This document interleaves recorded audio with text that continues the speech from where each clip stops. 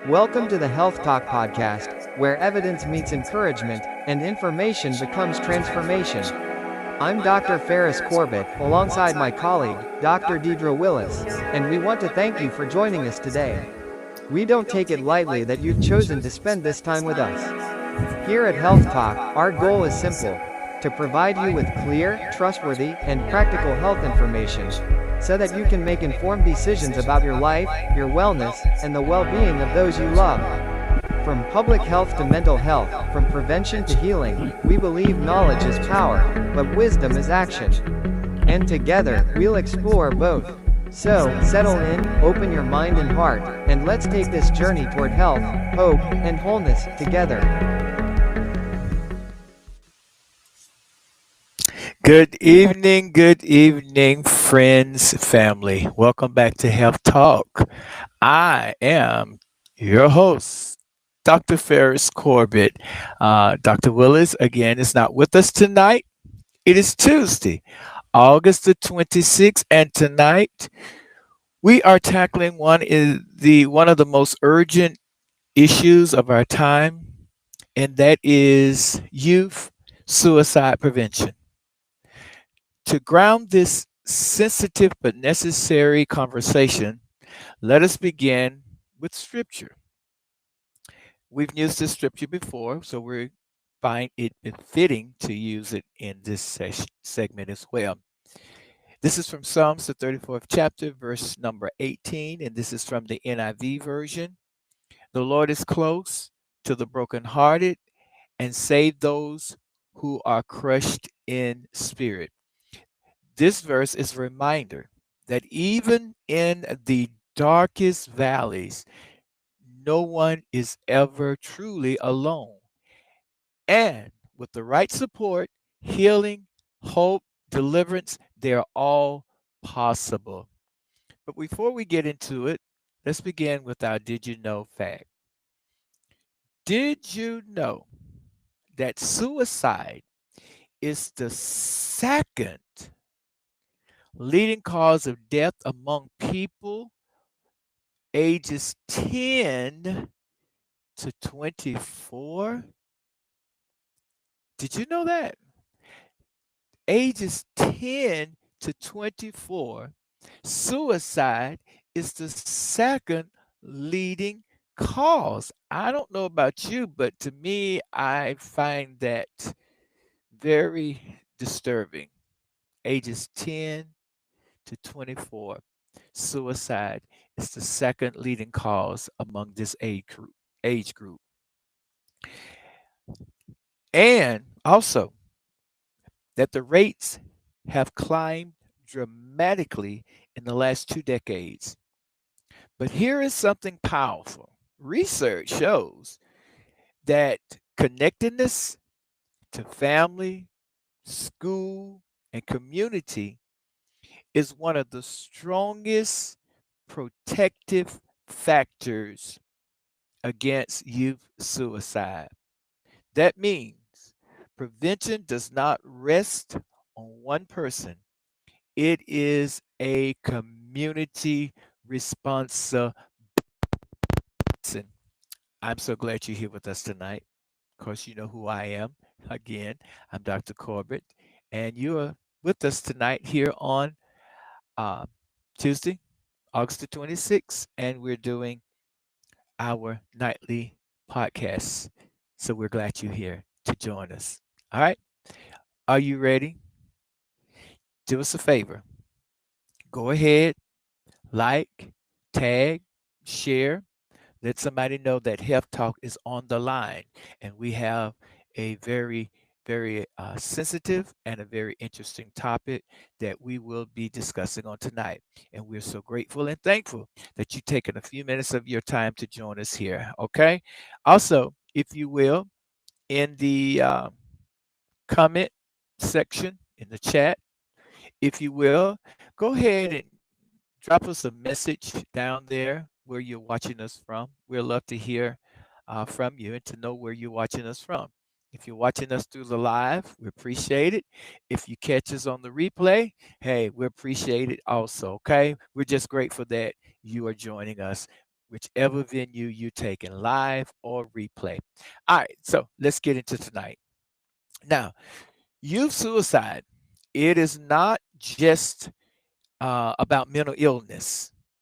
It is also about social pressure, trauma, bullying, identity struggles, and lack of access to care. So it's not just about the mental health aspect of it, but there are also some other factors that play a role in youth suicide. And as we say, there are things such as social pressure, trauma, bullying, identity struggles, and lack of access to care. These are some of the things that uh, outside of mental health that leads to suicide among youth. Now, the data also shows us that the LGBTQ plus youth are 4 times more likely to attempt suicide. Also, that uh, youth that lives in rural areas, they face a higher risk due to things such as isolation and limited resources. Now, social media adds pressure, but can also be a source of support when it is used wisely. Okay, so understanding this crisis means looking beyond statistics to the lived experience of our youth, okay? And asking the question, what can we as a community do differently? All right? So remember again, youth suicide is not just about mental illness. It's about social pressure, it's about trauma, it's about bullying, it's about identity struggles and the lack of access to care. Okay? So the question now is, what can we as a community, or what can we as communities do differently to kind of help curb youth suicide? All right. Now, a researchers from Stanford and mental health advocates highlight a range of strategies that are proven to help with reducing um, suicide risk among youth. Again, this is uh, Stanford researchers and those mental health that advocate for uh, suicide prevention. They noted a range of strategies that are proven, evidence based, to help with reducing the risk of suicide among teens. One of those things is school based programs that includes training teachers and peers to recognize the warning signs. So, school based programs that aim at teaching or training teachers and peers how to recognize the warning sound that a youth may be at risk for attempting or committing suicide. So, school based programs. Also, peer support groups, giving youth that safe space. You know, we often talk about safe space, giving youth that safe space to talk and to share openly. Because remember, uh, it's not just about the mental health portion of it. It's about things such as social pressure. It's about trauma. It's about bullying. It's about identity struggles and the lack of access to care.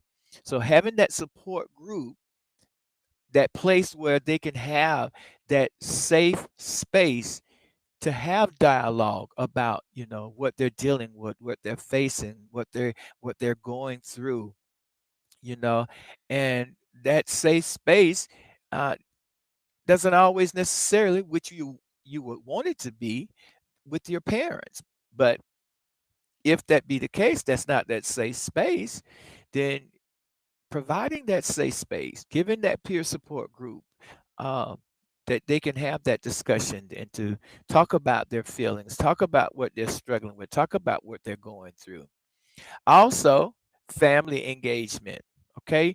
Teaching parents how to listen without judgment. As parents, you want the best for our children, and it's understandable. So, but family engagement, allowing and that that youth to talk to you freely. We talked about that safe space. We want you to be that safe space that they can come to you and discuss with you what they're feeling, what they're going through, the things that they're dealing with. Because a lot of times, our youth uh, do not disclose a lot of things to us as parents uh, because they feel as though we'll be judgmental toward anything that they have to say, whatever they're dealing with, whatever they're going through, whatever crisis they might be facing. So this is why uh, having that family engagement is important, to have that safe space in their own environment, in their own home, that they can have that discussion without, being judged or anything of that nature. Also, faith-based support. Churches and youth ministers offering hope and belonging. Uh, your ministry, the ministry that you attend, should be also a safe space for you to be able to have a dialogue and to be able to discuss your feelings and things that you're facing and things that you're dealing with. So, faith-based support, those churches and youth ministry offering hope and belonging. Also, access to care. Access to care. Um, Community clinics providing affordable trauma informed counseling to the youth, not just the adults, but to the youth as well. Okay. And also means of restriction, meaning safe storage of medications and firearms. So try to provide a place of restricting them from having access to things such as firearm, where they may attempt to uh, commit suicide via firearm, or um, means of restrictions of medications, where they may try to take an overdose or anything of that sort of nature. Okay. So again, want to make sure we're providing having school. These are things that researchers from Stanford and mental health advocates have shown to be effective in reducing suicide risk among teens. And again, that includes school based programs, teaching teachers or training teachers and peers how to recognize those early warning signs, having those peer support group, giving youth that safe space to talk, and express themselves. Also, family engagement, uh, teaching parents how to be effective listeners without being judgmental of whatever their child has to share with them. Faith based support, churches and youth ministry offering hope and belonging, and also access to care, as well as means of restricting, making sure that the environment they're in is safe, and making sure there is little to no access to lethal weapons or the things that may be used to possibly commit suicide, and more so particularly firearms and medications. Okay, these strategies, as I said, um, show us that prevention is most effective when it is layered. Okay, you have multiple layers of it. When schools and families and faith leaders and healthcare providers, when we all come together uh, as an interdisciplinary team to collaborate and provide these uh, support groups, to provide this family engagement, to provide this means of restriction and these school-based programs and um, faith-based support and peer group support. When we come together collectively and collaborate, um, we can help in creating prevention toward youth suicide that is most effective when we do it all together as a team. Okay.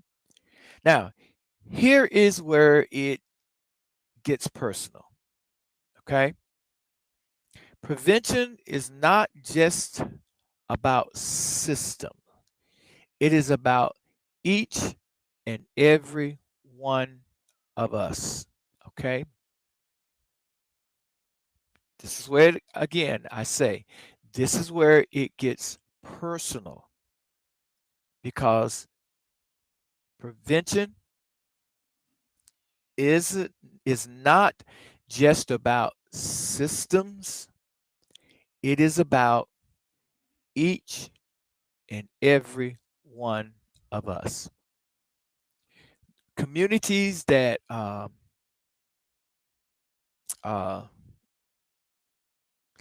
communities that destigmatize mental health see better outcomes. So in those communities where mental health is destigmatized, there's better outcome in prevention of suicide among our young people. And what we mean destigmatize, we're saying those communities that don't stigmatize or associate mental health in a negative light or a negative connotation. But those communities that destigmatize mental health, it's showing it's not a taboo to talk about mental health, to show it's not a taboo to express yourself, to have that safe space. So those communities that destigmatize mental health have shown to be better at or have a better rate of prevention among suicide among the youth. Also, those youth that can be seen and heard, they are less likely to suffer in silence. Okay. They're less likely to talk about their feelings, what they're dealing with, what they're going through. They're less likely to talk about the shame and the bullying that they're going through in school. They're likely to not suffer in silence about their identity struggles that they may be having. So, those youth who feel a sense of being seen and heard, um, they are less likely to suffer in silence. And as a result, they're less likely to commit suicide or have those suicide ideation and suicide tendency. Okay. And those programs that blends and combines cultural values with evidence-based practices reach young people where they are. They don't try to downplay them or to belittle them or to be judgmental of them or to speak negatively of them. But those programs that brings in a combination and blend a mixture of cultural value as well as evidence-based practices, they reach young people where they are. And as a result of them reaching the young people where they are, then those youth that they reach are less likely to have suicide ideation or suicidal attempt. Okay. Now, listen, we cannot afford to wait for change to trickle down. Prevention must rise up from the ground, from the voices of families, teachers, and peers. Okay? We can't wait. When we say we can't wait for it to trickle down, we can't wait for it to come from the systems.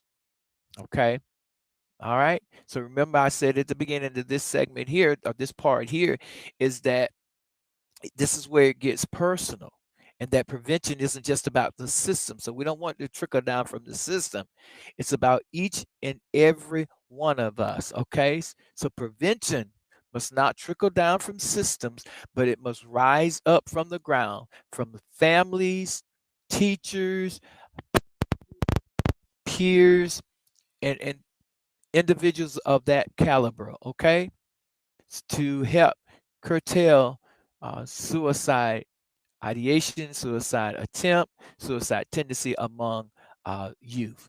And again, I want to take you back to the opening segment of it where it says that suicide is the second leading cause of youth between the ages of 10 years old to 24 years old. That's something to think about. So that's why it is important to understand and recognize that prevention must rise up from the ground, from the voices of our leaders, faith-based leaders, such as from the voices of our families, teachers, and even the peers of the youth. Okay, it's important. So here's some things that we can do right now to help protect young people that you know. They may be your own children. They may be your sister or brother. They may be youth in the church. Yeah, yes, youth in the church deals with suicide ideation. And when we say suicide ideation, thoughts of committing suicide. And yes, there's some youth in the church that have actually attempted suicide. And yes, there's some youth in the church that have actually um, committed suicide. So it is very important. It's a very serious matter. And like I say, it's the second leading cause of death among youth between the ages of 10 and 24. I don't know about you, but I find that range 10 to 24, I find that very disturbing and I find it very alarming. And we need to do something about it, okay? We need to do something about it. Even if they don't actually make an attempt, the fact that they have that ideation at such young age is really troubling. And again, as I said in the opening segment of this here, and it's not always about the mental health portion of it, okay? It's about the bullying, it's about the trauma, it's about the identity struggles, okay? So it's not always just about the mental health. All right, so what can we do right now to help, to protect our youth? Number one, we can start we can start the conversation. Ask your child, ask your sibling, and you that are teachers, ask your student how they are really doing. I know it's a southern thing to, say, hey, how you doing? But do a real check-in. Hey, how are you really doing? And it's okay to also say, hey, how's your mental health? Okay? So do that. Start that conversation. Have that conversation. Number two, know the signs. When you find individuals start to become withdrawn, start to feel hopeless, uh, start giving away their belongings, and you also notice a sudden change in their mood, there may be some early warning signs that they may be contemplating suicide. So know the signs. If you know that that person used to be uh, lively, outgoing, talkative, sociable, but now all of a sudden they become withdrawn and they're talking about hopelessness or feeling hopeless, and when they start giving away their personal belongings and their personal items, and all of a sudden their mood, these are some warning signs that we really need to take notice of. And when we see these signs, it start it's time to do something. Alert somebody, make somebody aware of it. Because like I say, it's not always the child, the parent of the child that child may turn to. It could be his peers. It could be his his or her. It could be a teacher or a school counselor. But knowing these signs, when you notice these signs, it's time to say something, and it is time to do something. Okay. Number three, create safety plans. So create safety plan. Encourage the teens and the youth uh, to identify trusted adults and crisis resource. Give them the crisis line, the nine, I believe it's 988. I think that's the new number for the crisis line, the suicide prevention line. Okay, so create a safety plan.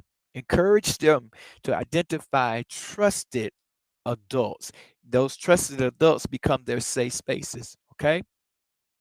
Number four, normalize mental health care. Remember, we talked about what Stafford researchers and mental health advocates says, destigmatizing mental health. So normalize mental health care. Treat counseling like any other health checkup because it is an health issue. And I cannot express that enough. Man, that mental health is a health condition. Just like you go to the doctor for your um, high blood pressure, just like you go for the doctor for your diabetes or any other physical health condition, your back pain, your foot pain, your neck pain. Mental health is a health issue, and we must normalize mental health care.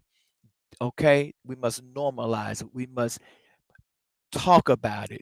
We must face the fact that mental health is a reality. It's not always spiritual. Okay, it's not always spiritual.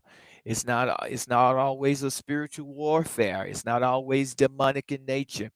It is a health condition that needs to be addressed. Just like you go when you have things going on in your body, you go to the doctor to find out what's going on so you can get the treatment necessary to help alleviate what's going on. So shall it be with mental health. We must normalize it. We must face the fact it is not, and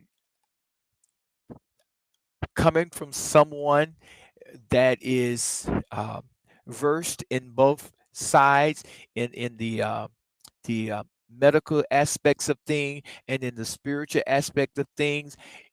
I get it.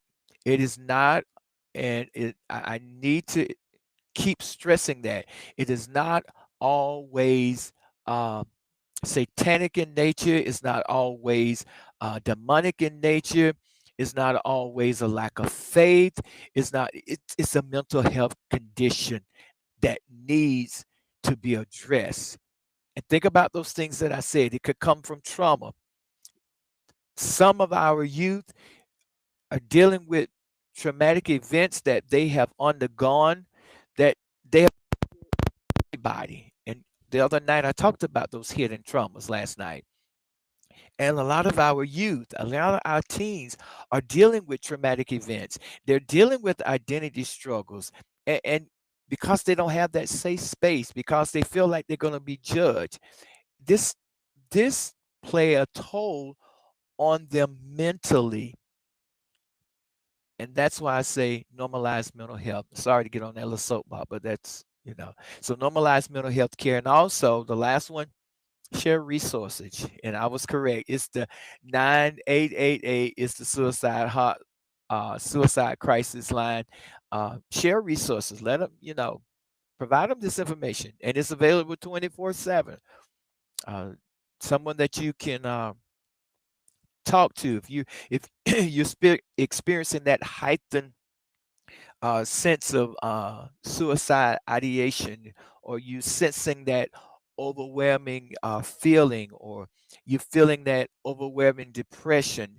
uh, the crisis line, the 988, they're 24/7, someone there to walk you through what you're dealing with at the moment, okay?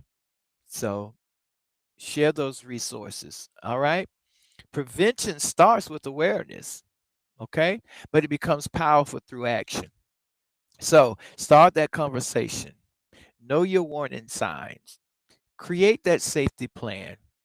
Start normalizing mental health and share resources. You know, such a taboo thing to talk about mental health, but it's a reality. So if mental health, which is a health condition, is a taboo to talk about, then talking about your other types of health issues should be should be taboo as well. Okay? Yeah, I know. I said it. Oh well. It is what it is. Okay? So if you think talking about mental health is a taboo, then talking about your other health conditions should also be a taboo. It is there. Okay? All right. Now, let's get your participation in this discussion on the night. Okay? Go ahead with these questions we're about to present before you because we want some A and P, audience participation. Okay? So, with these questions that we're about to present to you at this time, we want you to go down in the comments section. Give us your thought. Share your thoughts with us. And listen, the very thought or the very thing that you share could be the very thing that somebody else was thinking and that somebody else needs to hear. Okay? So, like I say, when we work collaboratively, come together as a whole, prevention becomes more powerful. Okay? So leave your thoughts in that comment section. Let us hear what you think about these questions. All right? Now, the first one that we're going to present to you, it is, when was the last time you checked in? I mean, really checked in with the young people in your life. When was the last time you did that? Think about that for a minute. Okay. These are just some questions to reflect on. And if you feel led, share your answer with us. It will help somebody else, it will help yourself, even some youth that maybe watches this podcast. It will help them. You could be reaching someone at this very moment, at this very second, at this very hour that may be dealing with suicidal ideation. And your response to these questions could be the very thing that could touch their mind and touch their spirit and make them have second thoughts about wanting to take their own life. So just take that moment, take that second, share your thoughts. Let us hear, when was the last time you checked in? I mean, really checked in with the young people in your life. The last time you sat down and had that conversation with them, had a serious talk with them about, when they say check in, how are you doing? How are you really feeling? What's going on? What's new in your life? What's changing in your life? Tell me how you're feeling mentally. Okay? Do that check in. That's a real check in.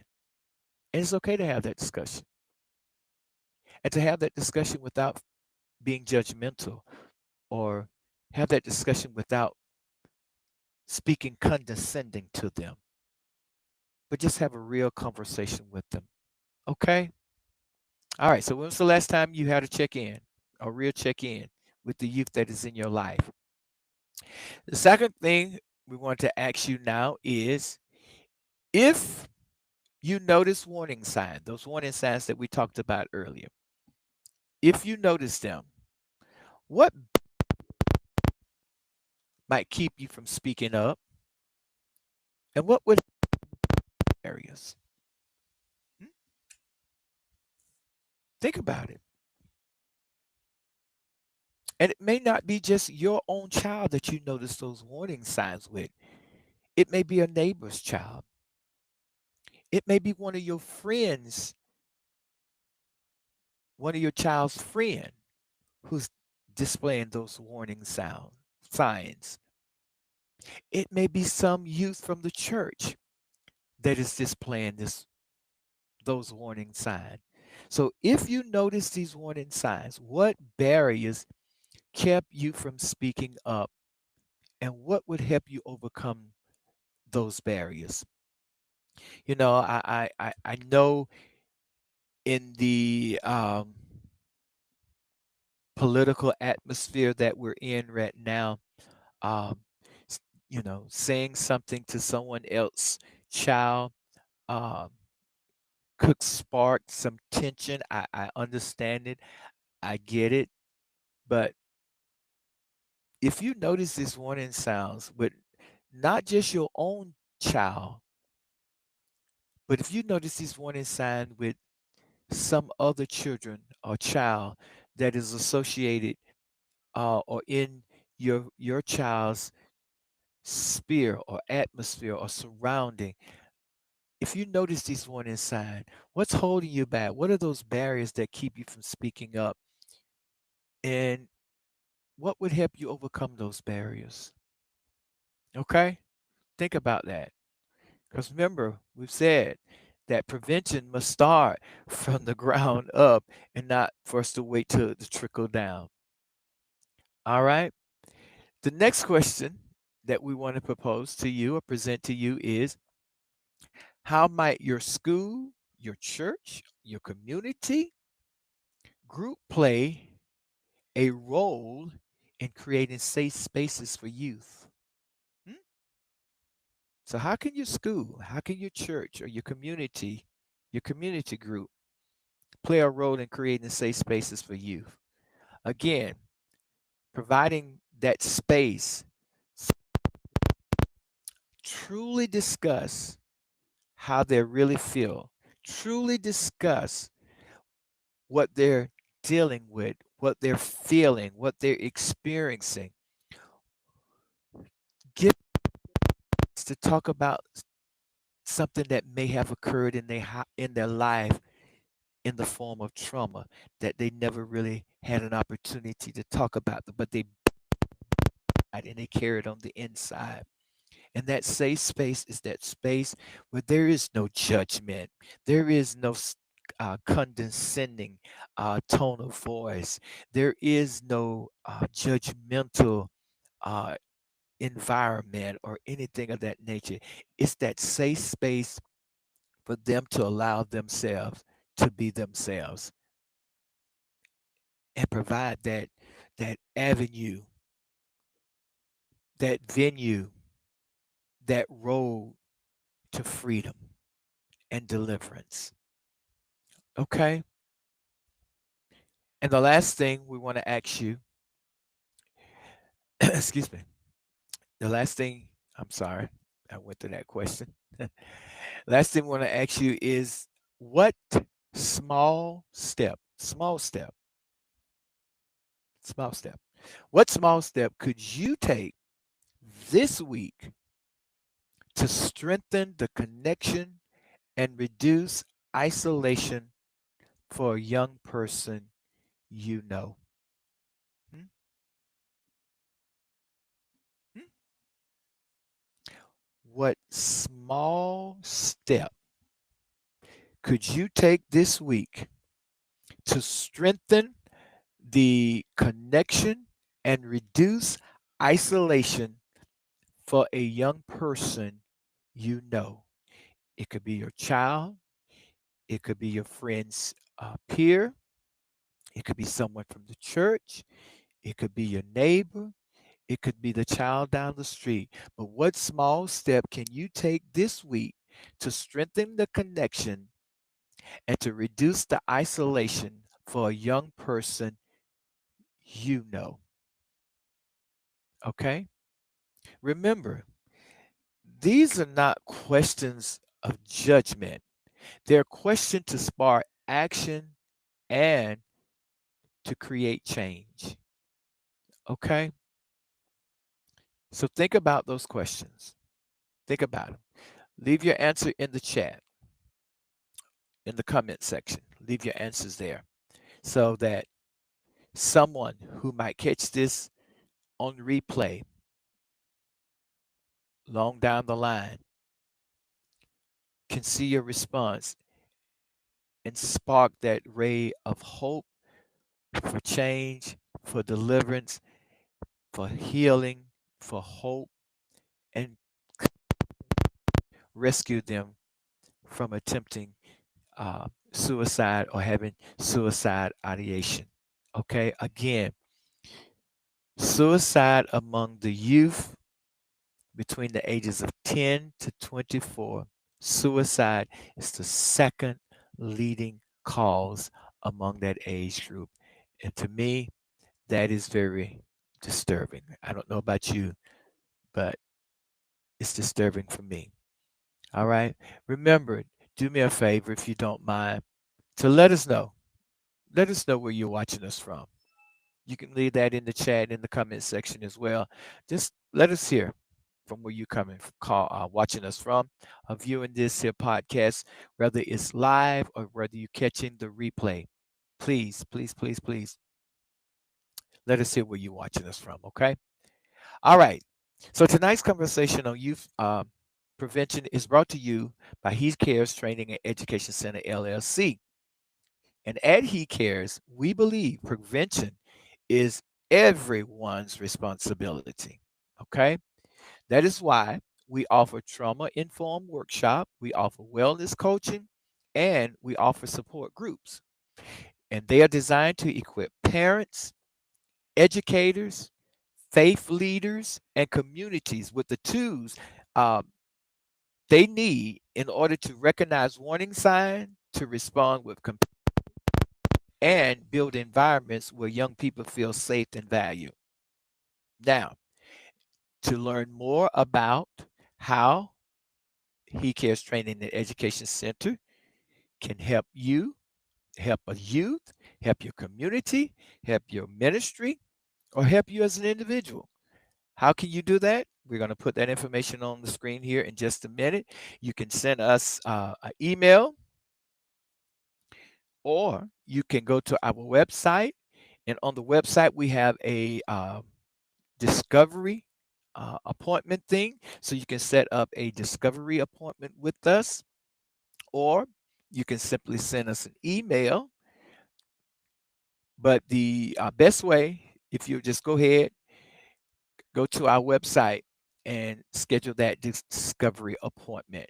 That is the quickest and the best way to you to get a hold to us also, and leave us an email. But the best way I say is to um, go to our website and to um, set up a discovery appointment. Okay. All right.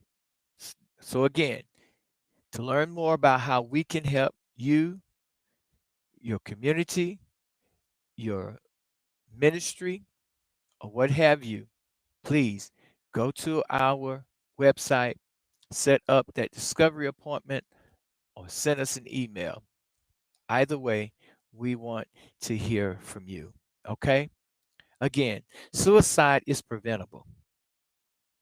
Every conversation, every safe space, every supportive adult makes a difference. The truth is, young people are not asking us to be perfect, they're asking us to be present. Okay? Let me say that part again. Young people, they are not asking us to be perfect, they're asking us to be present. Okay? Think about that. And think about the fact that suicide among young people, 10 to 24, suicide is the second leading cause of death among them. Come on, people. Let's let's think about that. Think about those questions that we proposed to you. Go back and play the replay and review those questions and leave your comments. And if you don't feel comfortable to leave a comment, reflect on your own personal feeling regarding those questions. Only you can answer that. Only you know how you truly feel. Only you can be responsible for you and how you feel and how you respond. Okay? Thank you. Thank you all so much. Listen. I am so grateful to you all for being with us tonight. I really am. Okay? And listen, if this podcast has really you found interesting, you found the information presented valuable, you found the information presented timely, or you know somebody, you know of a young adult, a young person between 10 and 24, you know some of them that may have been exhibit some of those warning signs. You know somebody that may have already in the past attempted suicide or had suicide thought. Share this with them. Share this podcast with them. Okay? Take a minute, like, share, give the thumbs up because this information could very well pull somebody that is on the brink of committing suicide. This information can help pull them from that ledge. You can make a difference in somebody's life by just simply sharing this video, having a conversation with somebody that you know. All right. Thank you so much for joining us here tonight. I'm passionate about this because the age ring is so troubling. And another reason I'm passionate about it, in the spirit of transparency, I understand the reality of committing suicide. I know the reality of attempting suicide. It's real. And as we said, it's not always about mental health.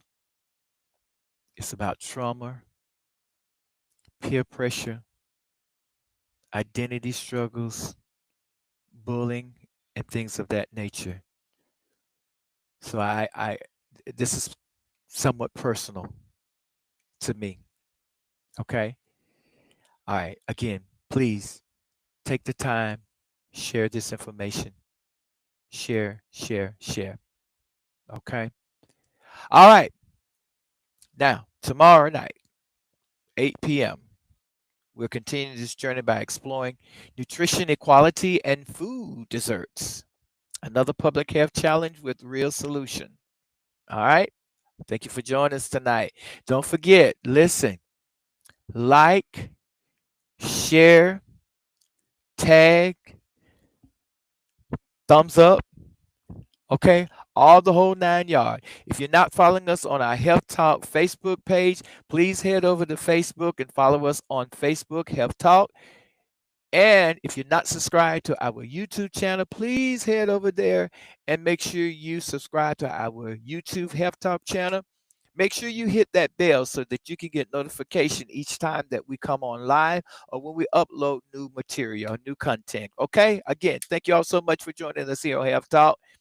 Health Talk is a part of He Cares Training Education Center with yours truly, Dr. Corbett is the founder and CEO, and Dr. Deidra Willis is our co-founder and executive vice president. We're so glad that you joined us tonight. All right, until tomorrow night, you take care of yourself. And I, along with Dr. Willis, want to remind you the Lord is close to the brokenhearted, and He uses us to be His hands and His feet. So stay vigilant, Stay compassionate, and most of all, make sure you stay well. God bless you. Until tomorrow night, God bless.